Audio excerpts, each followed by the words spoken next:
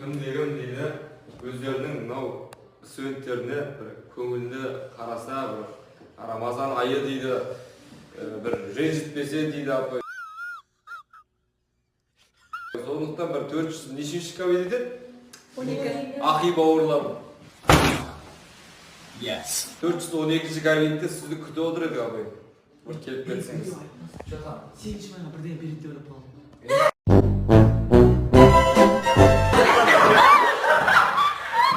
Модульге кіріп кетейін деп отыр.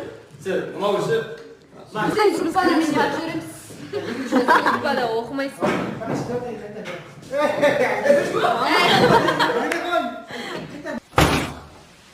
Yes.